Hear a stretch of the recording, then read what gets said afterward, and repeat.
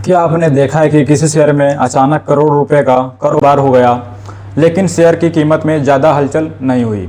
या फिर खबर आती है कि इस कंपनी में करोड़ों का ब्लॉक डील हुआ। तो सवाल है, क्या ब्लॉक डील का मतलब है कि शेयर अब ऊपर जाएगा? क्या बड़े इन्वेस्टर खरीद रहे हैं तो हमें भी खरीद लेना चाहिए? रुकिए, ब्लॉक डील को समझे बिना सिर्फ एक खबर के आधार पर ट्रेडिंग या इन्वेस्ट करना बड़ी गलती हो सकती है। आज की वीडियो में हम समझेंगे ब्लॉक डील क्या होता है, यह कैसे होता है, इसके पीछे कौन होता है और सबसे ज़रूरी ब्लॉक डील देखकर हमें क्या करना चाहिए। नंबर 1, ब्लॉक डील आखिर होता क्या है? सबसे आसान भाषा में समझिए। जब किसी शेयर में एक बड़ी मात्रा में खरीदारी या बिक्री एक ही सौदे या तय प्रक्रिया के जरिए होती है तो उसे ब्लॉक डील कहा जाता है। इसमें आमतौर पर बड़ी मात्रा में शेयर शामिल होते हैं और ट्रांजैक्शन का आकार सामान्य ट्रेडिंग की तुलना में काफ़ी बड़ा होता है। यानी अगर किसी कंपनी के शेयर में अचानक बहुत बड़ा ट्रांजैक्शन दिखाई देता है तो ज़रूरी नहीं कि हज़ारों छोटे इन्वेस्टरों ने मिलकर यह खरीदारी की हो। इसके पीछे हो सकता है कोई institutional investor, mutual fund, foreign investor, promoter या बड़े शेयर होल्डर या कोई बड़ा financial institution. Number 2, block deal का मतलब हमेशा बाय नहीं होता। यह सबसे महत्वपूर्ण बात है। अगर आप न्यूज़ में पढ़ते हैं XYZ कंपनी में 500 करोड़ का ब्लॉक डील, तो इसका मतलब ये नहीं है कि 500 करोड़ की खरीदारी हुई है। यह बाय भी हो सकता है और सेल भी। उदाहरण के लिए, एक बड़ा इन्वेस्टर अपने 50 लाख शेयर किसी दूसरे बड़े इन्वेस्टर को बेच देता है। यह एक तरफ सेलर है और दूसरी तरफ बायर। लेकिन इसका मतलब ये नहीं है कि कंपनी में नया पैसा आ गया या शेयर के फंडामेंटल अचानक मजबूत हो गए।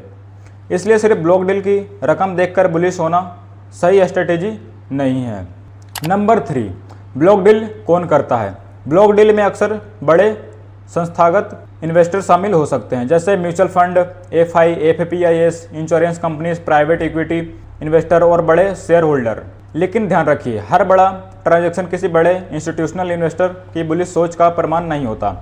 कई बार बड़े इन्वेस्टर अपनी होल्डिंग्स रीबैलेंस करते हैं। कभी प्रॉफिट बुकिंग होती है, कभी पोर्टफोलियो रिस्ट्रक्चरिंग होती है और कभी एक इन्वेस्टर से दूसरे इन्वेस्टर के पास शेयर ट्रांसफ़र होते हैं।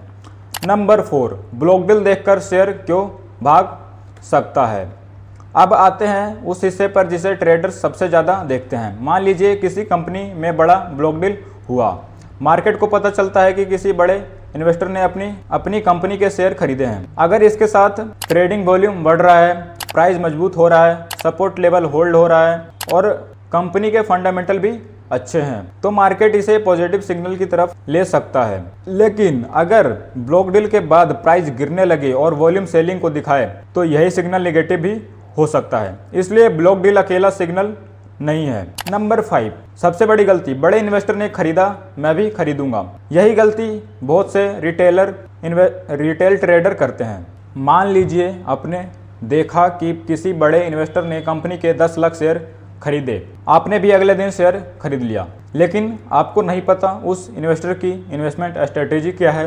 हो सकता है वह 3 साल के लिए खरीद रहा हो, आप शॉर्ट टर्म ट्रेडर हो सकता है उसने किसी दूसरे हिस्से से हेज किया हो सकता है वह पोर्टफोलियो रीबैलेंस कर रहा हो, और हो सकता है जिस प्राइस पर उसने डील की हो उस प्राइस पर आपको एंट्री ही ना मिले। इसलिए बड़े इन्वेस्टर की एक्टिविटी को कॉपी मत कीजिए, उसे एनालाइज कीजिए। नंबर 6, ब्लॉक डील और बल्क डील में फ़र्क। एक और ज़रूरी कॉन्सेप्ट है बल्क डील। दोनों में बड़ा ट्रांजैक्शन होता है, लेकिन इनकी रिपोर्टिंग और ट्रांजैक्शन मैकेनिज्म अलग हो सकते हैं। सिंपल लैंग्वेज में याद रखिए, बल्क डील किसी दिन कंपनी के कुल शेयर के एक निर्धारित बड़े प्रतिशत से ऊपर का ट्रांजैक्शन होने पर रिपोर्टिंग रिक्वायरमेंट्स लागू होती है। ब्लॉक डील बड़ी मात्रा के शेयर के लिए अलग ट्रेडिंग विंडो मैकेनिज्म में किया गया बड़ा ट्रांजैक्शन होता है। इसलिए दोनों को एक ही चीज़ समझना सही नहीं है। नंबर 7, ब्लॉक डील को एनालाइज कैसे करें? अगर आपको किसी शेयर में ब्लॉक डील दिखाई दे तो सिर्फ हेडलाइन मत देखिए, इन 5 चीज़ों को ज़रूर चेक करें। पहला, बायर कौन है? क्या कोई म्यूचुअल फंड है, इंस्टीट्यूशनल इन्वेस्टर है, प्रमोटर है या कोई अननोन एंट्री? दूसरा, सेलर कौन है? अगर प्रमोटर लगातार शेयर बेच रहा है तो मामला अलग तरीके से एनालाइज करना होगा। तीसरा, डील किस प्राइस पर हुई? अगर मार्केट प्राइस 1000 से ब्लॉक डील 850 के आसपास हुई तो इंटरप्रिटेशन अलग हो सकती है। चौथा, डील के बाद प्राइस एक्शन क्या है, प्राइस ऊपर जा रहा है या नीचे, वॉल्यूम बढ़ रहा है या घट रहा है। पांचवा, फंडामेंटल कैसे हैं, कंपनी की अर्निंग्स, डेप्थ, वैल्यूएशन, ग्रोथ और फ्यूचर आउटलुक भी देखना जरूरी है। नंबर 8, एक आसान एग्जाम्पल। मान लीजिए कंपनी ABC का शेयर 500 पर ट्रेड कर रहा है। अचानक खबर आती है ABC में 300 करोड़ का ब्लॉक डील। अब दो पॉसिबिलिटीज़ है। केस 1, एक बड़ा इंस्टीट्यूशनल इन्वेस्टर ने शेयर खरीदे और डील के बाद स्टॉक 500 से 530 चला गया, वॉल्यूम भी मजबूत है और कंपनी के रिजल्ट अच्छे हैं। यह मार्केट में पॉजिटिव स्टेटमेंट का संकेत हो सकता है। केस 2, एक बड़ा शेयर होल्डर 300 करोड़ के शेयर बेच देता है और स्टॉक 500 से 460 गिर जाता है। अब सिर्फ यह देखकर कि 300 करोड़ का ब्लॉक डील हुआ, खरीदना खतरनाक हो सकता है। यानी ट्रांजैक्शन बड़ा होना और सिग्नल पॉजिटिव होना दो अलग बातें हैं। नंबर 9, क्या ब्लॉक डील से शेयर का फ्यूचर पता चल सकता है? सीधा जवाब नहीं।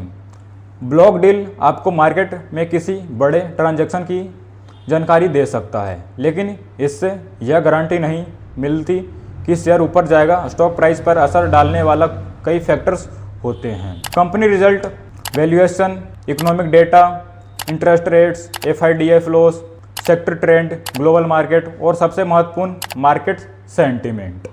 इसलिए ब्लॉक डील को एक क्लू समझिए, बाइक सिग्नल नहीं।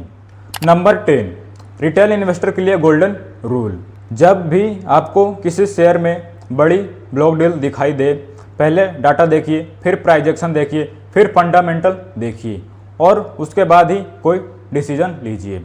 सिर्फ यह देखकर कि बड़े इन्वेस्टर ने खरीदा है, आपको तुरंत खरीदने की ज़रूरत नहीं है, क्योंकि बड़े इन्वेस्टर की स्ट्रेटेजी, टाइम फ्रेम और रिस्क कैपेसिटी आपसे बिल्कुल अलग हो सकती है। तो दोस्तों, अगली बार जब आपको खबर मिले इस शेयर से करोड़ों का ब्लॉक डील, तो एक्साइटमेंट में तुरंत बाय मत कीजिए। सबसे पहले पता लगाइए किसने खरीदा और किसने बेचा, किस प्राइस पर डील हुई और डील के बाद स्टॉक का बिहेवियर कैसा है और कंपनी के फंडामेंटल क्या कर रहे हैं। याद रखिए, ब्लॉक डील बाजार का संकेत हो सकता है, लेकिन फैसला लेने का अकेला आधार नहीं। अगर आपको ऐसी ही आसान भाषा में स्टॉक मार्केट हिडन कॉन्सेप्ट समझना पसंद है तो वीडियो को लाइक करें और चैनल को सब्सक्राइब करें और कमेंट में बताइए अगली वीडियो में किस मार्केट कॉन्सेप्ट का सच जानना चाहते हैं। मिलते हैं अगली वीडियो में।